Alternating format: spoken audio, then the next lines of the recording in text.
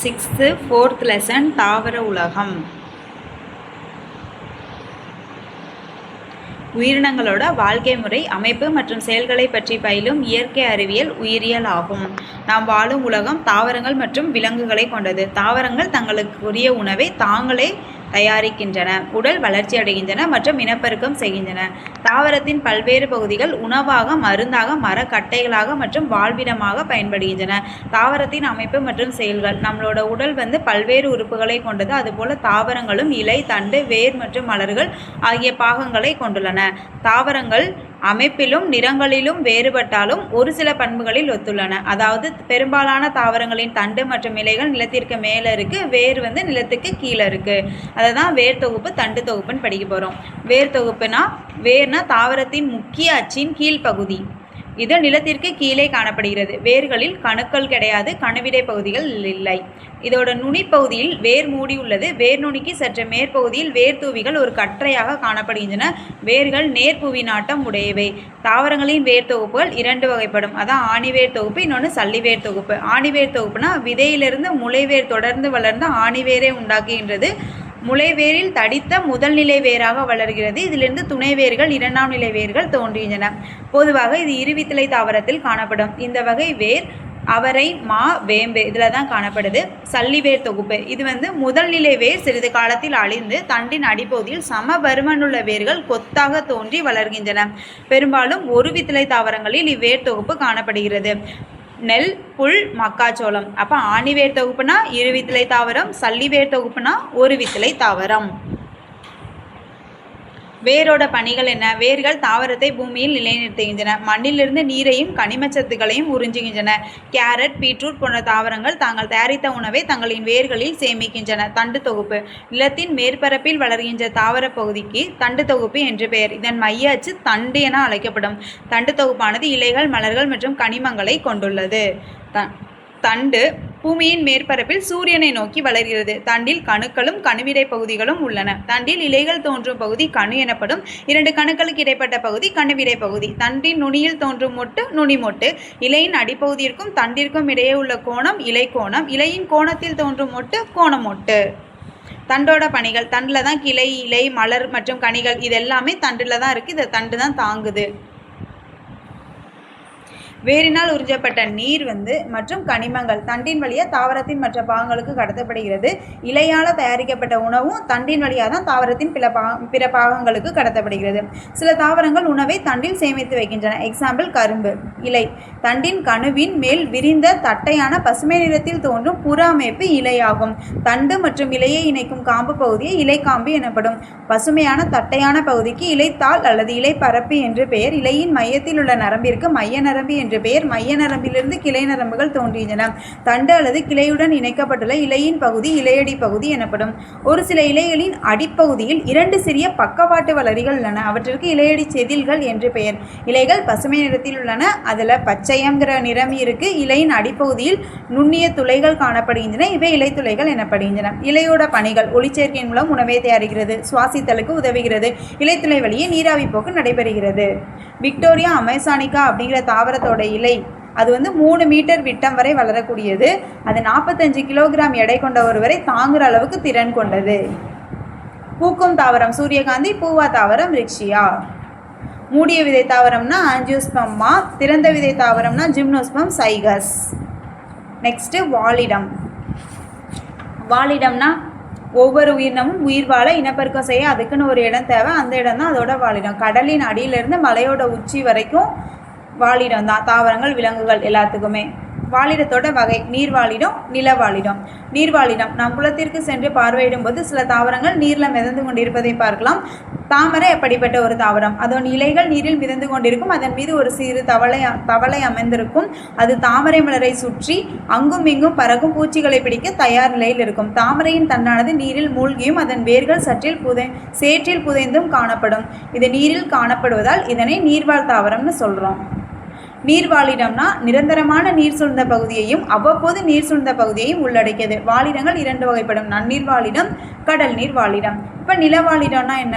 பாலைவனம், பூமியில் மிகவும் வறண்ட நிலம். புல்வெளியை விட தாவரங்கள் வறட்சி அடைந்த பகுதி. தன்னை சுற்றியுள்ள நிலப்பரப்பிற்கு மேல் நீண்டு காணப்படும் பெரிய நிலப்பகுதி. நீர்வாழிடம் இதில் கடல், நன்னீர்னா ஆறு, ஏரி, குட்டை, குளம். நன்னீர் வாழிடம் ஆறுகள், குளங்கள், குட்டைகள் மற்றும் ஏரிகள் இவையாவும் நன்னீர் வாழிடங்கள் ஆகும். ஆகாய தாமரை, அல்லி மற்றும் தாமரை ஆகியவை நன்னீரில் காணப்படும் தாவரங்கள் ஆகும். நீர் தாவரங்களின் வேர்கள் வளர்ச்சி குன்றியவை. தண்டிலும் இலைப்பகுதிகளிலும் காற்றறைகள் அதிகமாக இருப்பதால் இவை நீரில் எளிதில் மிதக்கின்றன. தாமரையின் இலைக்காம்பில் உள்ள காற்று இடைவெளிகள் அவை நீரில் மிதக்க உதவுகின்றன. கடல் நீர் வாழிடம் வானத்திலிருந்து நம்ம பூமியை பார்த்தோன்னா அது நீல கலரில் இருக்கும். ஏன்னா பூமியில் 70% வந்து கடல் நீரால் சூழப்பட்டிருக்கு. தாவரங்கள் கடல் நீரிலும் வாழ்கின்றன. பூமியில் மொத்த ஒளிச்சேர்க்கையில் சுமார் 40% கடல்வாழ் தாவரங்களில் நடைபெறுகிறது.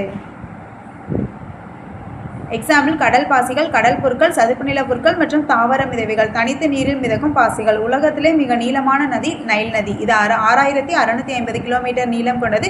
இந்தியாவின் மிக நீளமான நதி கங்கை நதி. இது 25 கிலோமீட்டர். நிலவாழிடம் காடு, புல்வெளிகள் மற்றும் பாலைவனங்கள் ஆகிய நிலப்பரப்பில் காணப்படும் வாழிடங்கள் நிலவாழிடங்கள். பண்ணைகள், நகரங்கள், மாநகரங்கள் ஆகிய மனிதர்களால் உருவாக்கப்பட்ட வாழிடங்களும் நிலவாழிடங்கள் ஆகும். நிலவாழிடங்கள் ஒரு கண்டத்திற்கு அளவிற்கு பெரியதாகவோ இல்லைன்னா தீவின் அளவிற்கு சிறியதாகவோ இருக்கலாம். உலகத்தில் 28% நிலவாழிடம் தான். எக்ஸாம்பிள்: பசுமை மாறா காடுகள், முட்புதர் காடுகள். நிலவாழிடம் 3 வகைப்படும்: காடுகள், புல்வெளிகள், பாலைவனங்கள். 470 மில்லியன் ஆண்டுகளுக்கு முன் உருவான நிலவாழ் தாவரங்கள்னா மாஸ்கள், லிவர் ஓட்ஸ்கள். தென் அமெரிக்காவில் உள்ள அமேசான் மலைக்காடுகள் உலகிற்கான ஆக்சிஜன் தேவையில் பாதியை உற்பத்தி செய்கின்றன. காடுகள் மிக பரந்த நிலப்பரப்பில் அதிகமான மரங்களை கொண்டுள்ளன. இவை வெப்பமண்டல காடுகள், குளிர் பிரதேச காடுகள், மலைக்காடுகள். இங்கு ஆண்டு சராசரி மழையளவு 25 200 சென்டிமீட்டராக இருக்கும். புல்வெளி வாழிடம் இவ்வகை வாழிடத்தில் புற்கள் அதிகமாக காணப்படுகின்றன. இவை மிகச்சிறியன முதல் மிக உயரமான புற்களை கொண்டுள்ளன. Example: savannah. பாலைவன வாழிடம் நீரின் அளவு மிக குறைவாக உள்ள வாழிடம் பாலைவனம். இவை பூமியின் மிகவும் வறண்ட பகுதிகளாகும். இங்கு ஆண்டின் சராசரி மழைப்பொழிவு 25 சென்டிமீட்டருக்கும் குறைவாக இருக்கும். பூமியின் நிலப்பரப்பில் சுமார் 20% பாலைவனங்கள் உள்ளன. பாலைவன தாவரங்கள் நீரையும் கனிம உப்புகளையும் சேமித்து வைத்திருக்கும் தடினமான இலைகளை பெற்றுள்ளன. கள்ளித்தாவரம் போன்ற தாவரங்கள் தண்டில் நீரை சேமித்து வைத்திருக்கின்றன. அதன் இலைகள் முட்களாக மாற்றமடைந்துள்ளன. இவை நன்கு வளர்ச்சியடைந்த நீளமான வேர்களை கொண்டதால் மண்ணில் மிக ஆழத்திற்கு சென்று நீரை உறிஞ்சுகின்றன.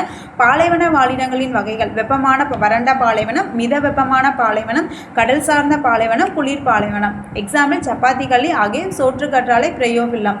மணல் குன்றுகளால் ஆன மிக பெரிய பாலைவனமான தார் பாலைவனம் இந்திய துணைக்கண்டத்தில் உள்ளது. இதன் ஒரு பகுதி வடமேற்கு இந்தியாவில் உள்ள ராஜஸ்தானிலும் மற்றொரு பகுதி கிழக்கு பாகிஸ்தானில் உள்ள பஞ்சாப் மற்றும் சிந்து மாகாணத்திலும் காணப்படுகிறது. ஒவ்வொரு ஆண்டும் அக்டோபர் மாதம் முதல் திங்கட்கிழமை உலக வாழிட நாளாக அனுசரிக்கப்படுகிறது. தாவரங்களின் தகவமைப்புகளும் மாற்றோர்களும். தாவரங்கள் பல ஆண்டுகளாக அவை வாழும் வாழிடங்களில் தொடர்ந்து வாழ்வதற்கேற்ற வகையில் அவற்றில் காணப்படும் சிறப்பம்சங்களை தகவமைப்புகளாகும். ஒரு குறிப்பிட்ட சூழ்நிலை அல்லது வாழிடங்களில் வாழும் தாவரங்கள் அங்கு வாழ்வதற்கேற்ப குறிப்பிட்ட தகவமைப்புகளை உருவாக்கிக் கொள்கின்றன. அதுதான் பற்றுக்கம்பி, ஏறுகொடி, முட்கள். இந்த மாதிரியான பற்றுக்கம்பினா ஏறுகொடி, பட்டாணி, பாகற்காய் போன்ற மெலிந்த தண்டுடைய தாவரங்களில் காணப்படும் பற்றி ஏறும் உறுப்பே பற்றுக்கம்பி. ஒரு ஆதாரத்தை சுற்றி கொண்டு தாவரங்கள் மேலேறுவதற்காக பற்றுக்கம்பி உள்ளது. இனிப்பு பட்டாணி சிற்றிலைகள் பற்றுக்கம்பிகளாக மாறியுள்ளன. பாகற்காய் கோணமொட்டு பற்றுக்கம்பிகளாக மாற்றமடைந்த தாவரம் மேலே ஏறுவதற்கு உதவுகிறது. லத்திரஸ் இனிப்பு பட்டாணி வளரும் பருவநிலையில் அதிவேகமாக வளரக்கூடிய தாவரம் மூங்கில். பின்னுகொடி ஒரு சில தாவரங்கள் நீண்ட மெலிந்த தண்டுகளை கொண்டுள்ளன. இவை தானாகவே நேராக நிலைத்து நிற்கும் தன்மையற்றவை. அவை ஆதாரத்தை பற்றி கொண்டு வளர்கின்றன. எக்ஸாம்பிள்: சங்குப்பூ, மல்லிகை. முட்கள் சில தாவரத்தின் இலைகள் பாதுகாப்பிற்கு உதவும் வகையில் முழுமையாகவோ அல்லது ஓரளவிற்கோ கூரிய முட்களாக அல்லது சிறிய முட்களாக மாறுகின்றன. அகேவ் ரயில் கற்றாழை. இந்த வகை கற்றாழையில் இலையின் நுனிப்பகுதி மற்றும் விளிம்புகள் முட்களாக மாறுபாடு அடைந்துள்ளன. சப்பாத்தி கள்ளியில் இலைகள் சிறு முட்களாக மாறியுள்ளன. காகித பூனா, போகேன் வில்லா. தண்டு பகுதியில் கூர்மையான முட்கள் காணப்படுகின்றன. Okay, one word. குளம் நன்னீர் வாழிடத்திற்கு ஒரு உதாரணம். இலைத்துளையின் முக்கிய வேலை நீராவி போக்கு, ஒளிச்சேர்க்கை. நீரை உறிஞ்சும் பகுதி எது? வேறு. ஆகாய தாமரையின் வாழிடம் நீர்.